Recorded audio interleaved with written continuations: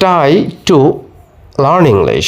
Try to learn English এর অর্থ হচ্ছে ইংরেজি শিখতে চেষ্টা করুন।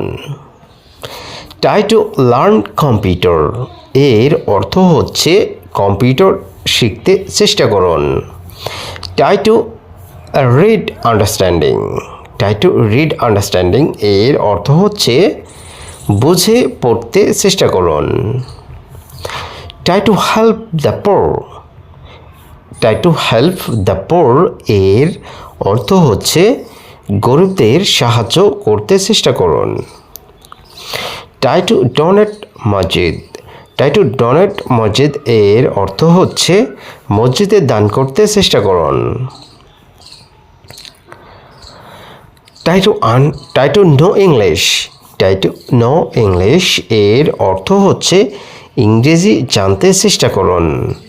ইংরেজি জানতে চেষ্টা করুন। সো বন্ধুরা, এভাবেই কিন্তু তোমাদের প্র্যাকটিস করতে হবে। যাই হোক বন্ধুরা, আমরা try to teach others. Try to teach others এর অর্থ হচ্ছে অন্যদেরকে শেখানোর চেষ্টা করুন। যেহেতু আদার্স মানে অন্য, আবার আদার্স মানে অন্যদেরকে, তাহলে অন্যদেরকে শেখানোর চেষ্টা করুন। Try to speak English. Try to speak English ইংরেজিতে কথা বলতে চেষ্টা করুন। Try to practice English. Try to practice English এর অর্থ হচ্ছে ইংরেজি চর্চা করতে চেষ্টা করুন।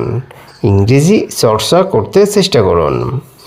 ট্রাই টু বেনিফিট বা ট্রাই টু বেনিফিট ম্যান, মানুষকে উপকার করতে চেষ্টা করুন। মানুষকে উপকার করতে চেষ্টা করুন। Try to speak clearly. Try to speak clearly এর অর্থ হচ্ছে স্পষ্টভাবে কথা বলতে চেষ্টা করুন। Try to make new sentence. Try to make new try to make new sentence এর অর্থ হচ্ছে নতুন বাক্য তৈরি করতে চেষ্টা